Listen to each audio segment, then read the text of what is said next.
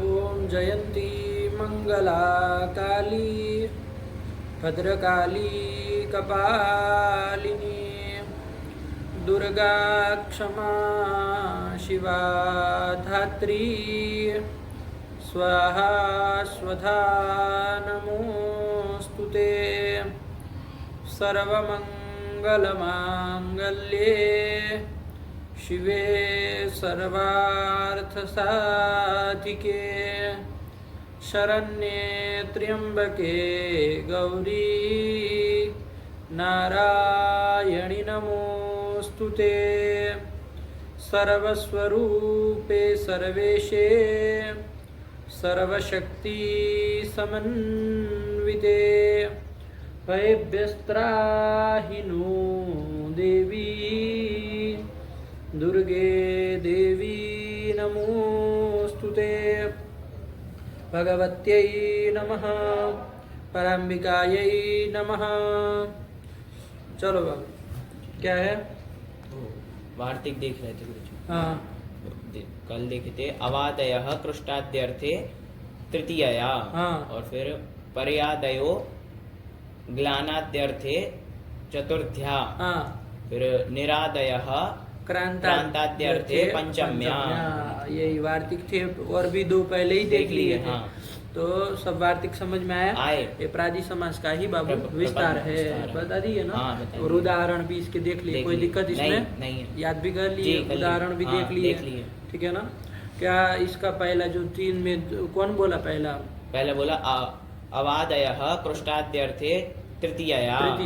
क्या वृत्ति बन जाएगी इसकी? एक बार बोल लो हल्के से तो फिर आगे चला जाए। हाँ। कृष्टाद्यर्थे अवादयः सुबन्ताः तृतीयांतेन समर्थेन सुबन्तेन सह नित्यं समस्यन्ते स च तत्पुरुषः। उदाहरण इसका क्या दे दिया? उदाहरण दे दिया कोकिलया अवकृष्टः कोकिलया अवकृष्टः इति अवकोकिलः बन जाएगा। कोई दिक्कत नहीं है। यहाँ कोकिला की उपसर्जन संज्ञा कर लोगे, रस्व भी कर लोगे और विशेष्य के अनुसार लिंग चला दोगे तो अवकोकिला बन जाएगा। क्या अर्थ हो जाएगा? कोकिला के द्वारा कुजित आएगा नहीं? वृक्ष आदि हो जाएंगे। कुजित होता है ना वृक्ष। अरे कोकिला वृक्ष पे बैठ के पूजन करती है ना, तो कोकिला के द्वारा कुजित वृक्ष आदि चाहे घर आदि जो भी हो जाए, विशेष जो बना लो पुल्लिंग बनाना, क्योंकि अवकोकिला बनाए। यदि कोई स्त्रीलिंग बनाओगे तो फिर अवकोकिला बन जाएगा, और यदि कोई नपुंसक लिंग विशेष बनाओगे तो अवकोकिलम ये बन जाएगा। इसमें तो कोई दिक्कत नहीं है। चलो ये सब कर लिए, कोई सरल ही है। इसके बाद दूसरा वाक्य क्या बोला? पर्यादयो ग्लानाद्यर्थे चतुर्थ्या। वृत्ति बना लो इसकी। ग्लानाद्यर्थे पर्यादयः चतुर्थ्यन्तेन समर्थेन सुबन्तेन सह नित्यं समस्यन्ते स च तत्पुरुषः। इसका भी क्या उदाहरण दे दिए? अध्ययनाय परिग्लानः इति। ये उदाहरण नहीं है तो विग्रह है, तो पूरा बोलना पड़ेगा ना। इति पर्यध्ययनः। पूरा बोलो। अध्ययनाय परिग्लानः इति पर्यध्ययनः। क्या कि अध्ययन के लिए जो दुखी है ना, अध्ययन के लिए दुखी हुआ कोई देवदत्त आदि या तो कोई छात्र आदि है तो उसको कहेंगे पर्यध्ययन। हाँ ये बन जाएगा, कोई दिक्कत इसमें नहीं है। इसमें तो कोई उपसर्जन संज्ञा करने के लिए तो कर सकते हैं, नियत विभक्तिक पद है। लेकिन उपसर्जन संज्ञा अध्ययन की करके कोई लाभ नहीं होगा। क्योंकि क्यों नहीं होगा? न वो उपसर्ग, न स्त्री प्रत्यांत है, न गो शब्द है। तो उपसर्जन संज्ञा करके उसको रस्व आदि तो कुछ होना जाना है नहीं। पूर्व निपात तो इसका फल होता नहीं है। तो चलो इसलिए फलापावाद उपसर्जन संज्ञा ही नहीं करेंगे। अरे फल रहेगा तभी न की जाएगी, फल नहीं रहेगा तो क्यों करेंगे? तो चलो ये कर लिए। इसके बाद कौन आएगा? वार्तिक। इसके बाद आया निरादयः क्रांताद्यर्थे पंचम्या। क्या बना लो? क्रांताद्यर्थे निरादयः सुबन्ताः पंचम्यन्तेन समर्थेन सुबन्तेन सह नित्यं समस्यन्ते स च तत्पुरुषः। यही वृत्ति बन जाएगी, है कि नहीं? तो चलो इसका भी क्या उदाहरण दिया? कौशाम्ब्याः निष्क्रान्तः इति निष्कौशाम्बिः। कौशाम्बी से निकला हुआ कोई पुरुष आदि हो जाएगा। तो कौशाम्ब्याः कौशाम्बी नगरी से पंचमी कर रहे हैं। कौशाम्बी नगरी से निष्क्रांत निकला हुआ। तो यहाँ पर ये बना लेंगे निष्क्रांत। हाँ, यहाँ तो निष्क्रांत नहीं, निष्कौशाम्बी ये बनेगा, निष्कौशाम्बी ये बनेगा, ये बन जाएगा। इसमें कौशाम्बी की क्या हो जाएगी, इसमें हो जाएगी उपसर्जन संज्ञा हो जाएगी, और इसका फिर गोस्त्री और उपसर्जन से उससे रस्व भी हो जाएगा। तो ये रस्व हो जाएगा, तो आगे सुलाओगे तो उसको रुद्र विसर्ग करके विशेष्य के अनुसार चलाना, निष्कौशाम्बी ये बन जाएगा। कोई नहीं, सरल ही है, इसमें कोई बात ही नहीं है, बन ही गया। तो ये सब प्राजी समास से हो जाता है ना, सब जगह समास हो जाता है जी, प्राजी समास ही है। हाँ, चल तो ये कर ली। अब इसके बाद कौन आया? इसके बाद आया तत्रोपपदम सप्तमी स्थम, ये कर लिया। इसमें संधि वंधि सब ध्यान से किया ना, निष्कौशाम्बी में। जी हाँ, जी जी। और सत्व किससे हुआ है? हुआ इदुदु पदस्य चा प्रत्ययस्य। ध्यान रखो इस तरह से कि भाई क्या हुआ रहा, आप संधि तुम जान ही रहे हो अच्छे से, तो फिर बढ़िया सूत्र के साथ ही सब करना चाहिए। चलिए कर लिया। अब आया तत्रोपपदम सप्तमी स्थम। कितना समय हुआ इसमें? 6 मिनट। 6 मिनट इसमें कर दें जी। चलिए, तत्रोपपदम सप्तमी स्थम, तो इसी सूत्र को देखना है जी। तो चलो, उपपद संज्ञा करने वाला ये क्या है? सूत्र है, संज्ञा सूत्र है। आया कि नहीं आया? क्यों ये संज्ञा सूत्र आ रहा है? क्योंकि आगे उपपद मतिंग सूत्र के द्वारा हम क्या कर रहे हैं? उपपद सुबंध का समास कर रहे हैं। उपपद सुबंध का समास कर रहे हैं ना, तो उपपद संबंध का करेंगे समास, तो पहले उपपद क्या है ये जानना पड़ेगा ना, तभी ना बोल कर पाएंगे। तो वही उपपद पदार्थ को बताने के लिए सूत्र आया तत्रोपपदम सप्तमी स्थम। कितने पद है देख लो बाबू? तत्र इति अव्ययम, अव्यय हो जाएगा ना। चलो फिर उपपदमिति प्रथमिक वचनांतम सप्तमी स्थम इति प्रथमिक वचनांतम, यही तो हो जाएगा। सूत्र से ही अर्थ निकाल लो बाबू। सप्तमी स्थम उपपद संज्ञम स्यात्, यही कर लोगे ना। सप्तमी स्थम उपपद संज्ञम स्यात्। आया कि नहीं आया? तो सप्तमी स्थम क्या है, अब उसको समझा जाए। सप्तमी स्थ की उपपद संज्ञा करेगा, तो सप्तमी स्थ क्या है? तो सप्तम्याम तिष्ठति इति सप्तमी स्थम। क्या विग्रह कर लोगे? सप्तम्याम तिष्ठति इति सप्तमी स्थम। आया कि नहीं आया? कि सप्तमी में जो स्थित, क्या अर्थ आएगा? सप्तमी में जो स्थित। अरे जैसे कल बताए थे ना, वो क्या वो गृहस्थ करते हैं ना, गृहस्थ। तो गृहस्थ का क्या करते हैं? गृहे तिष्ठति इति गृहस्थ। अरे बोलिंग में चलाएंगे। हाँ, अरे जो जैसा है वैसे चलाएंगे, और विशेष से जैसा होगा वैसे करेंगे ना। सप्तम्याम तिष्ठति इति सप्तमी स्थम। आया कि नहीं? सप्तमी में जो स्थित। आया कि नहीं? अब सप्तमी में स्थित, तो सप्तमी तो प्रत्यय है ना। हाँ, प्रत्यय है। कौन प्रत्यय को सप्तमी कहते हैं? तो उसको कहेंगे तो प्रत्यय ग्रहणे तदंत ग्रहणम। तो सप्तमी स्थ न कह करके सप्तम्यंतस्थ कहेंगे। क्या कहेंगे? सप्तम्यंतस्थ कहेंगे। सप्तम्यंते तिष्ठति ये कहेंगे ना। अरे प्रत्यय ग्रहणे तदंत ग्रहणम हो ही जाता है, तो सप्तमी से सप्तम्यंत का ग्रहण करेंगे, तो सप्तम्यंते तिष्ठति इति सप्तम्यंतस्थम ये कहेंगे। सप्तम्यन्ते तिष्ठति इति सप्तम्यन्तस्थम। कि सप्तम्यंत में जो स्थित। आया कि नहीं? तो सप्तम्यंत तो कोई पद होगा ना, उसमें जो स्थित रहने वाला, तो पद में कौन रहेगा? जैसे घर आदि मनुष्य रहेगा कि नहीं रहेगा? जो भी संबंध से रहे, सहयोग आदि संबंध से, वैसे ही ये जो सप्तम्यंत पद होगा, तो उसमें तिष्ठति मतलब रहने वाला, तो कौन रहेगा? तो अर्थ न रहेगा। अरे पद में कौन रहता है? अर्थ रहता है। किस संबंध से रहता है? तो संयोग आदि संबंध से तो नहीं रहेगा। वाच्यवाचक भाव संबंध से। वाच्यवाचक भाव संबंध से। कि सप्तम्यंत पद में वाच्यवाचक भाव संबंधेन स्थित कौन होगा? अर्थ होगा। अर्थ न रहेगा शब्द में। अरे शब्द में तुम्हारे आदमी नहीं ना बैठ जाएगा उसके ऊपर, तो शब्द में कौन रहेगा? वाच्यवाचक भाव संबंध। वाच्यवाचक भाव संबंधी न अर्थ रहेगा। ठीक हुआ जी। तो सप्तम्यंत पद में स्थित हो गया कौन? सप्तम्यंत स्थ करके कौन आएगा? अर्थ आएगा। कि सप्तम्यंत जो पद है उसमें वाच्यवाचक भाव संबंधी स्थित जो अर्थ है, उसकी क्या करेंगे? उसकी उपपद संज्ञा करेंगे। यही तो अर्थ निकल रहा है। नहीं निकल रहा है सूत्र से? क्या अर्थ निकल रहा है बोलो? सब सीधी बातें एक बार में पकड़ लो, वरना फिर इसी को उलझाते रहोगे तो फिर हो चुका काम। क्या सप्तम्यंत पद में कोई चीज नहीं समझ में आई हो तो बीच में ही पूछ लिया करो जी। पूरा समझा देने के बाद फिर तुम्हारा दिमाग कहीं प्रश्नों में दौड़ रहा हो, ऐसा नहीं करा करो। पूछना हो तो तुरंत ही पूछ लिया करो क्या है। बात नहीं समझ में आई? क्या आई? सप्तम्यंत पद में स्थित अर्थ की उपपद संज्ञा होती है। केन संबंधेन स्थित बोलना पड़ेगा ना कि सप्तम्यंत पद में स्थित है, कौन संबंधेन कौन स्थित है, बोलो तो तब ना समझ में आएगा। सप्तम्यंत पद में वाच्यवाचक भाव संबंधेन अर्थ नहीं सप्तम्यंत पद में वाच्यवाचक भाव संबंधेन स्थित अर्थ की उपपद संज्ञा होती है। आया कि नहीं?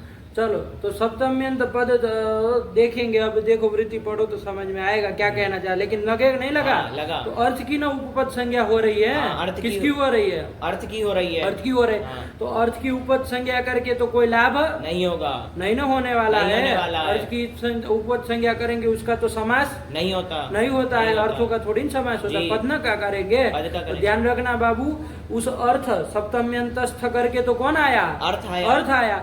तो उसका वाचक जो पद होगा उसकी क्या करेंगे? हम उसकी उपपद संज्ञा करेंगे, क्योंकि अर्थ की उपपद संज्ञा करने का तो कोई प्रयोजन नहीं है कोई प्रयोजन, क्योंकि उसका तो समास नहीं हो पाएगा फिर। इसलिए उसको खींच करके कहाँ ले जाते हैं? थोड़ा पद तक ले जाए कि तदवाचक पद की उपपद संज्ञा होती है। अब वृत्ति देखोगे ना तो समझ में आ जाएगा, पद की ही करेगा उपपद संज्ञा। लेकिन बता रहे हैं कि सप्तम्यंतस्थ करके जैसे अर्थ की है वैसे तो कौन आ रहा है? अर्थ आ रहा है। तो उसकी तो करनी नहीं, लाभ नहीं है। इसलिए क्या करेंगे? तदवाचक पद की उपपद संज्ञा करेंगे। तो देखो वृत्ति उसी तरह से बना रहे, ध्यान से देखो क्या लिख रहे, पढ़ो बाबू। सप्तम्यन्ते पदे कर्मणि इत्यादौ वाच्यत्वेन स्थितम बनाया कि सप्तम्यंत पद में वाच्यत्वेन मतलब वाच्यवाचक भाव संबंधेन स्थित कौन हो जाएगा? अर्थ हो जाएगा। तो स्थितम यत् कुंभादि, तो ये अर्थ हुआ। अभी घटाएंगे तो समझ में आएगा, लेकिन अर्थ हुआ ना। फिर आगे क्या लिख रहा है देखो, तदवाचकम पदम उपपद संज्ञम स्यात्। तदवाचक पद की उपपद संज्ञा होती है। क्या बोल रहे हैं? तदवाचक पद की उपपद संज्ञा होती है। लगा ना? देखो, वरना तुम कहते ये तदवाचक हम कहाँ से लेके आए? तो वो ध्यान रखना, अर्थ की उपपद संज्ञा करने से तो कोई लाभ नहीं होने वाला, क्योंकि समास तो अर्थ का होता नहीं है, पदों का होता है। तो वही पद तक ले जाने के लिए तदवाचकम पदम यहाँ तक ले जा रहे हैं। लगा ना? लगा। अब देखो क्या ध्यान से घटाया जाए कहीं उदाहरण में, तब समझ में आएगा। लेकिन सूत्र में एक ध्यान देना बाबू, तत्र पद है। क्या है? तत्र दिया है ना पद। तत्र उपपदम सप्तमी स्तम। तत्र मतलब कुत्र, कहाँ पर? तो ध्यान रखना ये सूत्र कहाँ है? 3:1:92 का है ना। तो 91 का सूत्र वो है धातु हो। 3:1:91 धातु हो है गुरुजी। 3:1:91 धातु का अधिकार चलता है ना। उसका कहाँ तक अधिकार जाता है? तृतीय अध्याय की परिसमाप्ति तक जाता है ना। तो उसी में कह रहे हैं कि उस धातु के अधिकार में जो सप्तम्यंत पद, वहीं पर देखना, कहीं पर भी सप्तम्यंत पद नहीं देखना है। मतलब 3:1:91 वाला जो धातुओं का अधिकार है उसमें उसके अधिकार में जो सप्तम्यंत पद, तो जैसे वहां पर अब देखा जाए उसके अधिकार में जैसे एक सूत्र आया कर्मण्यण। सूत्र आया है कि नहीं आया? कर्मण्यण आया है। आप लोग पढ़ भी लिए, हम लोग पूर्व कृदंत में पढ़े थे।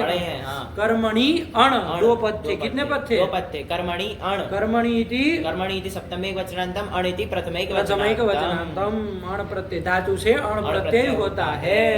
आया कि नहीं? उसमें कर्मणि जोड़ा था, तो ये धातु के अधिकार में है ना। धातु के अधिकार में जाता है वहां पर। तो देखो यहाँ जो सप्तम्यंत पद, उस धातु के अधिकार में जो सप्तम्यंत पद, तो कौन हुआ? वो कर्मणि हुआ। कर्मणि हुआ कि नहीं हुआ? तो सप्तम्यंते पदे बराबर क्या लिख दिए? कर्मणि इत्यादौ। कर्मणि इत्यादि जो सप्तम्यंत पद है उसमें आया कि नहीं आया?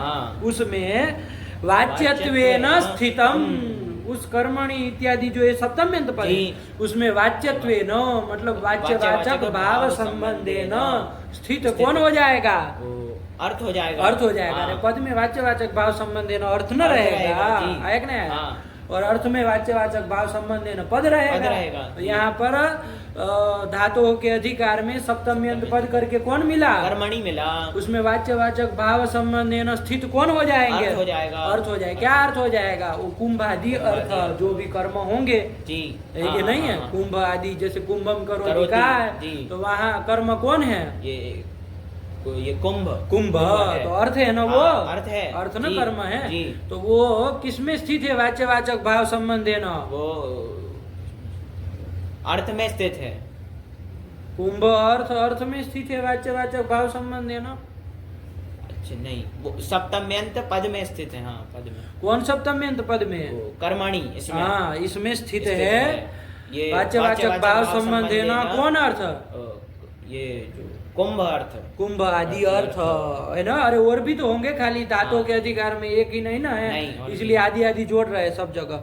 तो वही लिखा, देखो आगे सप्तम्यंत, ध्यान से घटाओ, खिचड़ी मत पकाओ, तुम उलझाने का काम करने वाले हो ऐसा लग रहा है। ध्यान से पकड़ो पदार्थ को, क्या कह रहे हैं। इधर उधर करोगे तो ये बच्चों का खेल नहीं है, ध्यान से लगा लो एक ही बार में। क्या बोले? सप्तम्यंते पदे कर्मणि इति आदौ। अरे आदि से और भी सूत्रों में जो सप्तम्यंत पद रहेगा धातुओं के अधिकार में तो बहुत सप्तम्यंत पद आएंगे। तो कर्मणि इति आदौ, कर्मणि एक पकड़ लिया, आदि से और भी ले लेना।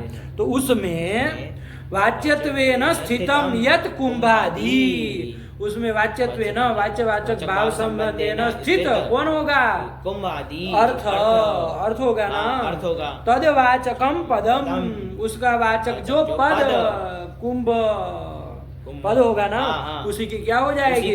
उपपद संज्ञा हो जाएगी। तो उसकी उपपद संज्ञा हो जाएगी। जैसे एक उदाहरण लो तब समझे अच्छे से। वहां पर दिया था ना उदाहरण, कर्मण्यन में क्या दिया था? कुंभम करोति, ये लौकिक विग्रह किया था, और अलौकिक विग्रह क्या कर लिए है वहां पर?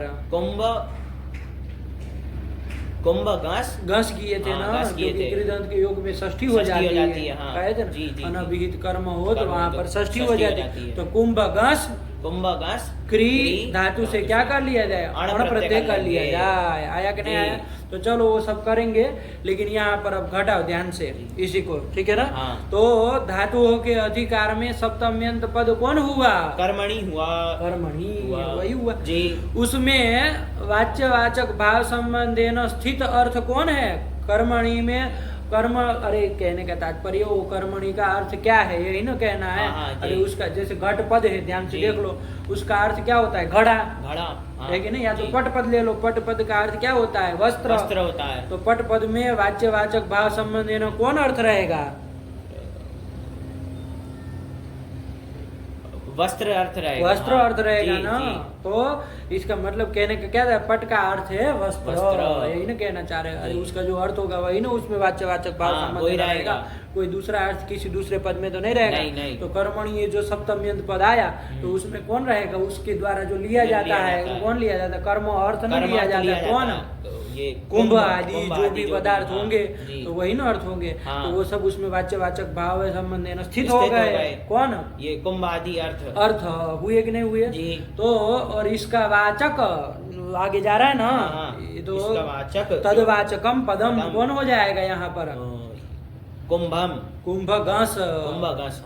अरे अलौकिक विग्रह में देखेंगे ना, कुंभ घास ये हो जाएगा। लौकिक में देखोगे तो कुंभम भी बोल दो, कोई बात नहीं। अलौकिक में देखो तो कुंभ घास, इसी की क्या हो जाएगी? इसी की उपपद संज्ञा हो जाएगी। समझे? इस तरह से करना है, घटाना है जी। समझ मुझे कुछ नहीं, बस खाली कर रहे हो। क्या बोलो? कि सप्तम्यन्ते पदे कर्मणि इत्यादौ वाच्यत्वेन स्थितं यत् कुंभादि तद्वाचकं पदम उपपद संज्ञम स्यात्। कि सप्तम्यंत पद में तो सप्तम्यंत पद मतलब सप्तम्यंत पद हो गया यहाँ पर कर्मणि उसमें वाच्यवाचक भाव संबंधेन स्थित कौन होगा? कुंभादि अर्थ यत् कुंभादि अर्थ हो जाएगा। तद्वाचकम पदम कौन होगा? कुंभ घास, उसी की क्या हो जाएगी? उपपद संज्ञा हो जाएगी। आया ना जी? आया कि नहीं? यदि देखो वह सप्तमी स्तंभ का जैसे सूत्र में था वैसे ही करते हैं ना, तो क्या होता? सप्तम्यंत पद में वाच्यवाचक भाव संबंधेन स्थित जो अर्थ है कौन है? वो कुंभ आदि अर्थ है, उसी की ना उपपद संज्ञा होने लगती। तो उसकी उपपद संज्ञा कुंभ घड़े की उपपद संज्ञा करके क्या करते? उसका तो समास होना नहीं, घड़े का तो अर्थ का नहीं ना होने वाला, इसलिए थोड़ा उसको खींच के तद्वाचकम पदम यहाँ तक ले आ रहा है। ठीक है ना? बैठा नहीं बैठा? वृद्धि पढ़ो ध्यान से तो लगाओ।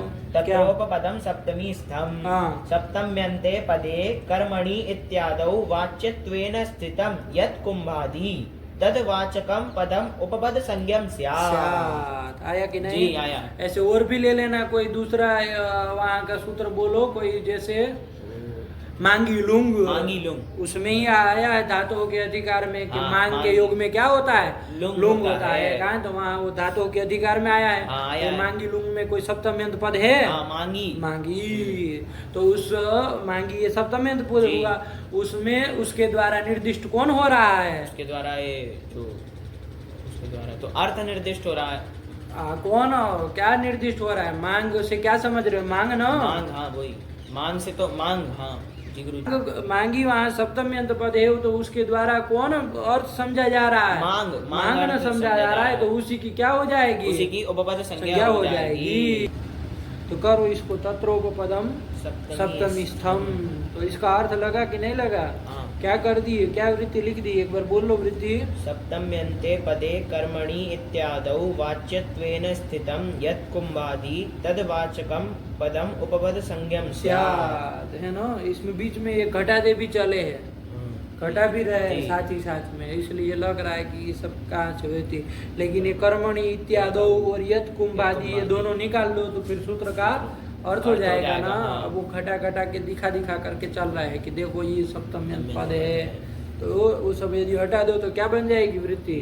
सप्तम्यन्ते पदे वाच्यत्वेन स्थितम, जो भी होगा वाच्यत्वेन स्थितम यत्, यत् तक आ जाना, तद्वाचकम पदम उपपद संज्ञम स्यात्, ये बन जाएगी ना वृत्ति कि सप्तम धातु हो के अधिकार में, उसी के अधिकार में देखना है, कहीं तो देखना नहीं, तत्र का है। तो धातु हो के अधिकार में सप्तम्यंत पद में जो स्थित, तो धातु के अधिकार में पहले सप्तम्यंत पद देखना पड़ेगा। तो कर्मणि सप्तम्याम, मांगी लुंग में मांगी इत्यादि इत्यादि बहुत सारे मिलेंगे। उसमें स्थित जो अर्थ होगा ना, अर्थ होगा किस संबंध से? वो वाच्यवाचक भाव संबंध से, उसी को कहा वाच्यत्वेन स्थितम, मतलब वाच्यवाचक भाव संबंधेन स्थित जो अर्थ होगा, तद्वाचकम, उसका वाचक जो पद, उसकी क्या होगी? उपपद संज्ञा होगी। तो यही तो कर रहे, सीधा सीधा अर्थ है, इसमें परेशान होना नहीं है। हाँ। जैसे अब घटाया जाए कर्मण्यण में, तुमको पता है ना जी। तो कर्मण्यण में वहाँ पर सप्त धातु के अधिकार में सप्तम्यंत पद कौन आया? कर्मणि आया। कर्मणि आया। हाँ। उसमें वाच्यवाचक भाव संबंधेन स्थित अर्थ कौन होगा? कहने का तात्पर्य उस कर्मणि के द्वारा किसको बताया जा रहा है? किसी कर्म को न बताया, कौन कर्म को? कुंभादि कर्म को बताया जा रहा है। आया कि नहीं? हाँ। तो वाच्यवाचक भाव संबंधेन स्थित कौन हुआ? कुंभादि हुए, कुंभादि अर्थ हुआ। तदवाचक पद क्या होगा? कुंभ घस ये हो जाएगा। तो उसी की क्या हो जाएगी? उसी की उपपद संज्ञा हो जाएगी। नहीं लगा इतना सीधा सीधा है। आया कि नहीं? बस उसका वो कर्मण्यण सूत्र ध्यान रखो, जिसमें सप्तम्यंत पद है, उसका उदाहरण ध्यान में रखो और फिर घटा दे चलो, नहीं घट जाएगा। चलो तो यही तो कर लिया। तो चलो यहाँ कुंभम करोति, ये उसका लौकिक विग्रह वाक्य किया था। अलौकिक विग्रह वाक्य क्या किया था उसका? कुंभ गस क्री अण। तो यहाँ पर कुंभ गस ये किए ना, क्यों? क्योंकि कृदंत का योग है, तो अनभिहित कर्म में क्या हो गई है? षष्ठी हो गई। इसलिए अलौकिक विग्रह वाक्य में गस बोल रहे हैं। अब वो सब बताने की बात नहीं हो, तो तुम सब जान ही रहे हो। तो कुंभ गस, तो देखो यहाँ पर कर्म उपपद हो गया कि नहीं हो गया? कर्म उपपद हो गया। देखो इसका नाम उपपद रखा ना जी, रखा। तो कर्म उपपद रहते क्री धातु से अण प्रत्यय कर लिया। कौन सूत्र से? कर्मण्यण। तो इस सूत्र से अण प्रत्यय कर लिया। तो क्री अण में क्या हो जाएगा? क्री अण में अब कार्य कर लिया जाए, अण में अणकार की संज्ञा हो जाएगा, लोप हो जाएगा। तो ऋण प्रत्यय पड़े रहते क्री के री को अचोणिति से वृद्धि कर कार कर लेंगे, कार बना लेंगे, नहीं बना लेंगे तो क्या स्थिति बन जाएगी? कुंभ गस कार, ये बन गया बना। इसमें हमको अब ये सब प्रक्रिया तुम कर ही लिए थे, वो सब करके अण प्रत्यय करके सब कर लिया। हमको बस यहाँ पर क्या दिखाना है कि कुंभगस की क्या हो जाएगी? उपपद संज्ञा हो जाएगी। किस सूत्र के द्वारा? तत्रोपपदम सप्तमी स्थम, इस सूत्र के द्वारा। घटाना आया कि नहीं आया? है ना? अरे 5-10 उदाहरण अलग अलग सूत्रों के ऐसे ले लोगे ना तो बैठ जाएगा। आया ना? कोई उसमें बड़ी बात नहीं है। बस आपको क्या देखना है? उस धातुओं के अधिकार में जो सप्तम्यंत पद उसका जो अर्थ, यदि सीधे सीधा कहना हो ना, तो उसका जो अर्थ उस सप्तम्यंत के द्वारा बताया जाने वाला जो अर्थ है यही ना, फलित अर्थ यही ना निकलेगा। अरे वो सप्तम्यंत पद में वाच्य वाचक भाव संबंधी स्थित अर्थ कहोगे तो थोड़ा आदमी उलझता है, लेकिन उलझने वाली कोई बात नहीं है। उसका मतलब क्या है कि उस सप्तम्यंत का जो अर्थ तो वो कर्मणि जो है उसका अर्थ क्या है, कुंभादि है। उसका वाचक जो पद कौन होगा, उसकी उपपद संज्ञा हो जाएगी। अब बार बार हम लोग इतना लंबा लंबा नहीं बोलेंगे, तुमको ध्यान रखना है कि वो धातुओं के अधिकार में जो सप्तम्यंत पद आया उसका जो अर्थ यही ना बोलेंगे, शॉर्ट में यही बोल देंगे, उसका जो अर्थ और तदवाचक पद की उपपद संज्ञा हो जाएगी, यही कर देंगे।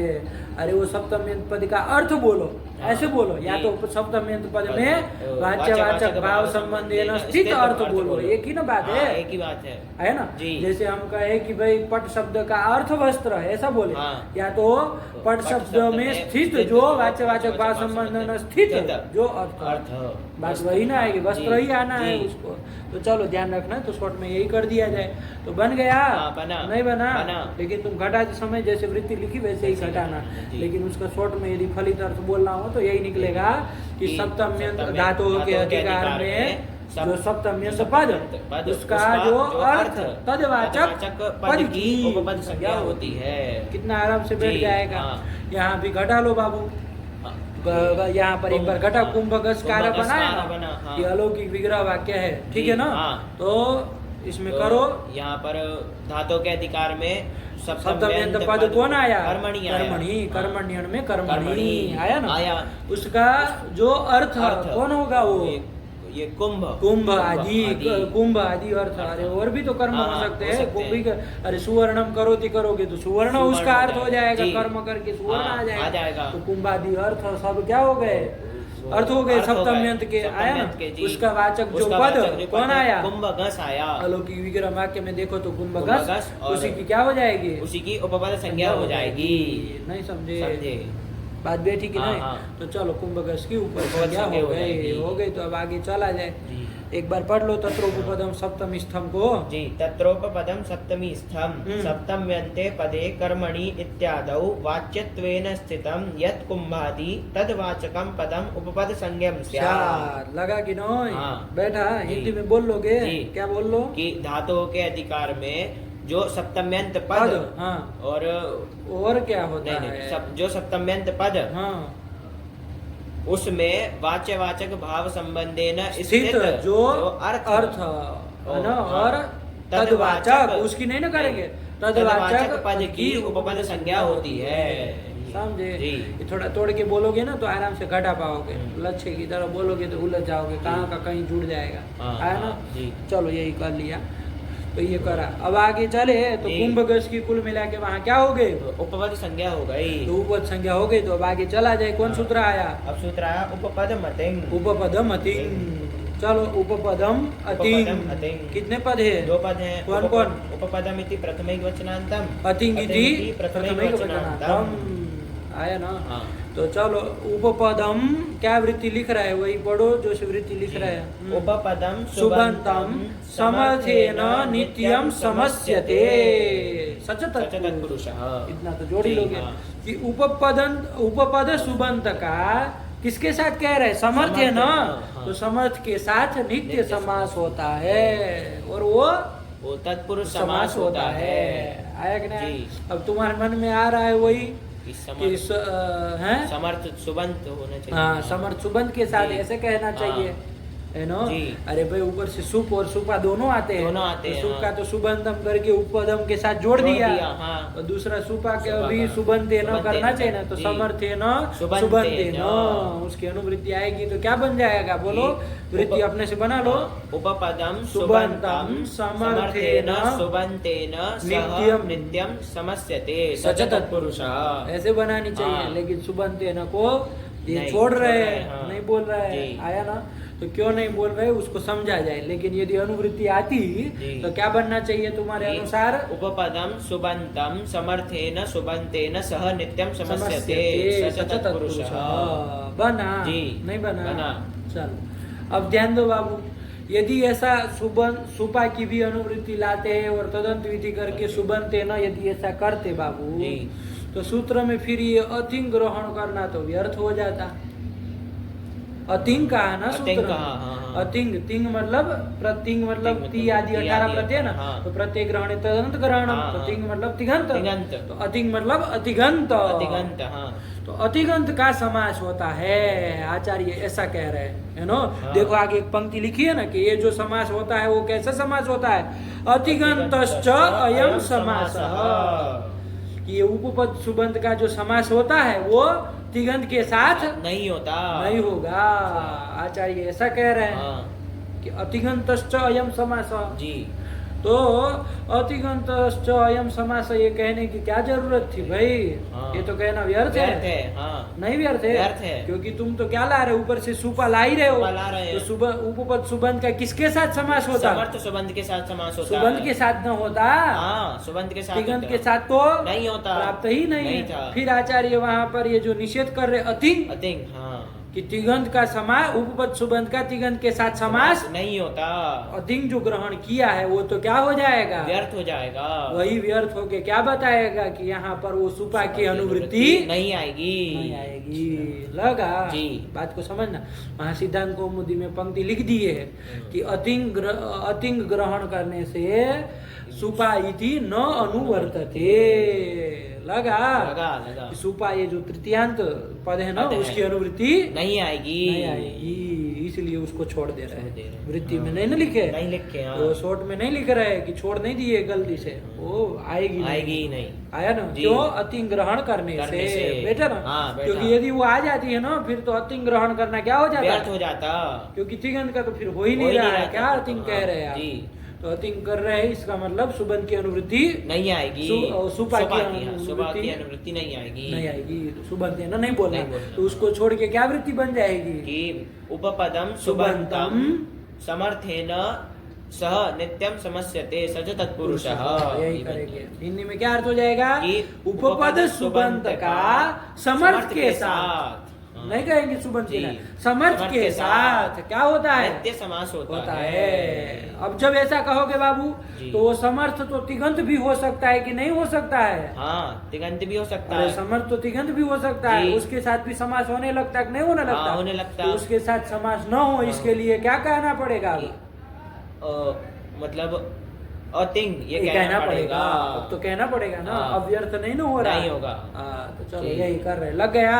एक बार वृत्ति बोलो, हिंदी में अर्थ बोलो, तो फिर उदाहरण घटाए। उपपदम सुबंतम समर्थेन सह नित्यम समस्यते सच तत्पुरुषः। हिंदी में क्या हो जाएगा? उपपद सुबंत का समर्थ के साथ नित्य समास होता है और वो तत्पुरुष समास कहलाता है। जान ही रहे। अब आ जाए उदाहरण, हमारा क्या स्थिति बन के रखी थी हम? कुंभ गस कार।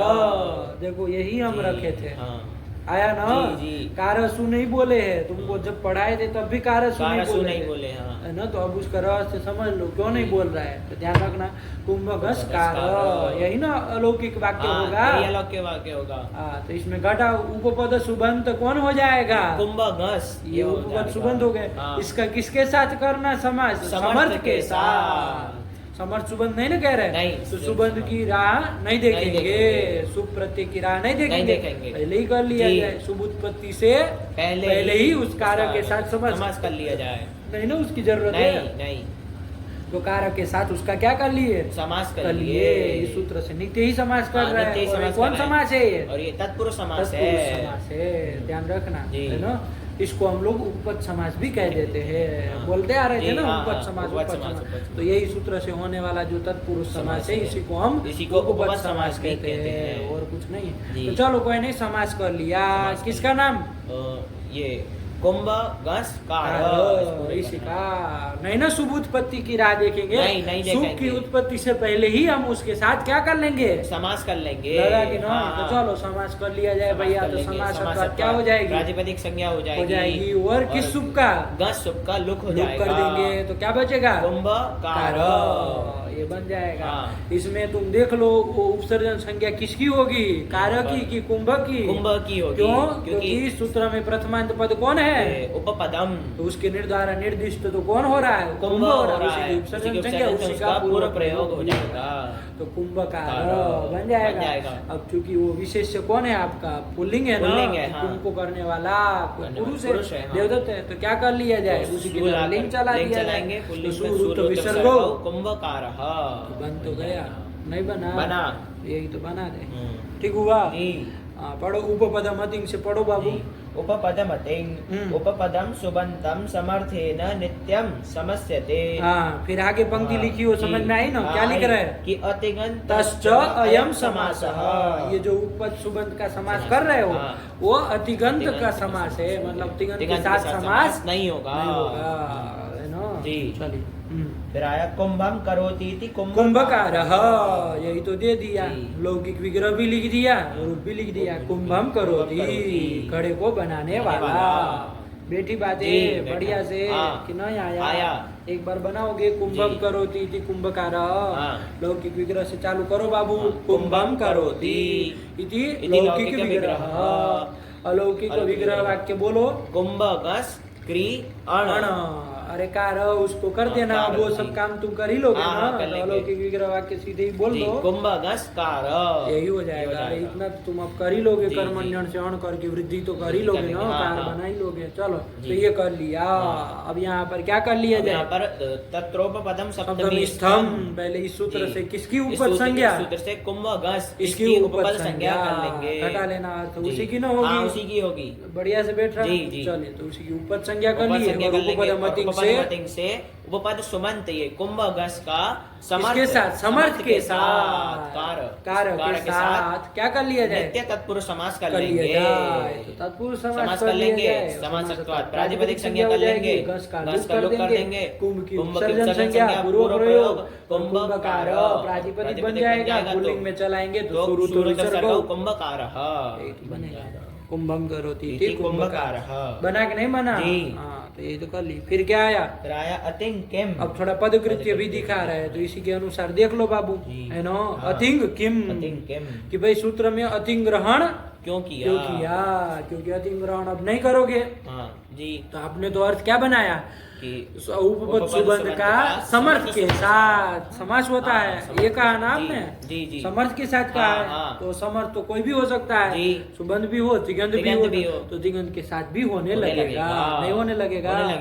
चलो वही उदाहरण प्रत्युदाहरण देखो।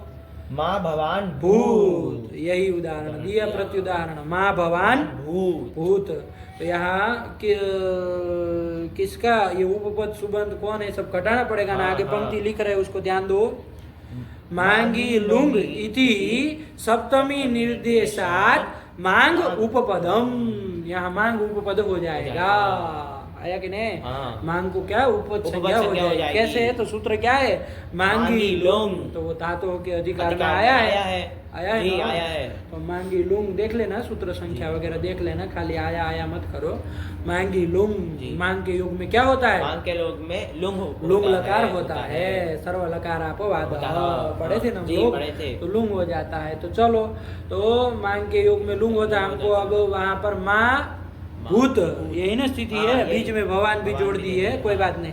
तो ये भूत जो बनाया वो भूत धातु का बनाया है ना, अरे उसका लुंग लकार में अभूत बनता है, लेकिन मांग के योग में अटागम नहीं होता, न मांग योग में निषेध कर देता है कि मांग योग अडाटौ नष्ट, अटागम नहीं हुआ, इसलिए वो भूत बनाया है, वो लुंग लकार का रूप है। आया माँ भूत। अब यहाँ पर भी समास होने लगता कि नहीं होने लगता, ध्यान देना। होने लगता, क्योंकि आपने क्या कहा है कि उपपद सुबंध का समर्थ के साथ समास होता है। तो उपपद पहले तो इसको माँ को उपपद संज्ञा करो, तुम जरा घटाओ तब ना आए। मांगी लुंग सूत्र है, तो धातु के अधिकार में सप्तम्यंत पद कौन आया? मांगी आया। जैसे वहाँ कर्मण्यन में कर्मणि था, वैसे मांगी लुंग में मांगी है। उसके द्वारा सीधे ही देख लो निर्दिष्ट कौन हो रहा है? मांग हो रहा है, तो उसी की उपपद संज्ञा हो जाएगी। यहाँ तो सीधे सीधे भी घट जाएगा, तो उसकी क्या हो जाएगी? उपपद संज्ञा हो जाएगी। मांग आपका उपपद है, तो उपपद सुबंध हो गया माँ, हो गया, उसका समर्थ के साथ तो भूत जो है हाँ, बनाए ना लुक, जी। तो वो भी समर्थ है, वो भी समर्थ है। हाँ। उसके साथ भी क्या हो जाएगा, उसके साथ भी यहाँ पर ये उपपद मते के सूत्र से समास होने लगेगा।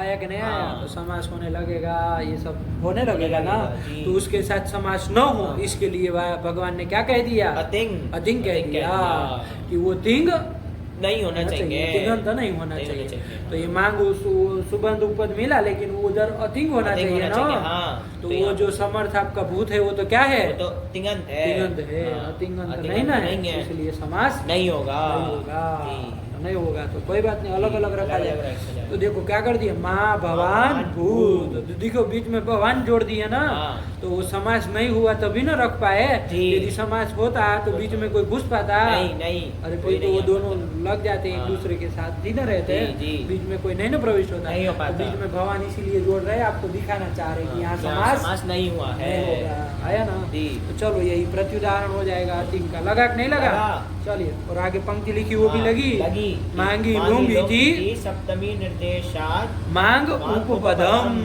ये बता रहे हैं कि हाँ। मांगी लुक में सप्तम यंत्र मांगी मांगी आया आया था। था। तो उसके द्वारा द्वारा निर्दिष्ट कौन हो रहा है? मांग हो रहा है, उसी की उसी ऊपर की ऊपर संज्ञा हो संज्ञा हो जाएगी। किस जाएगी। सूत्र से? तत्रोपपदम सप्तमी स्तंभ इसके द्वारा हो जाएगी। चलो आया जी। नहीं आया? आया। चलो उपपदमतिंग का अर्थ भी आ गया ना बाबू? हाँ, आ गया। ध्यान रखना, क्या वृत्ति बन जाएगी? उपपदम सुबंतम समर्थेन सह नित्यम समस्यते सज तत्पुरुषः।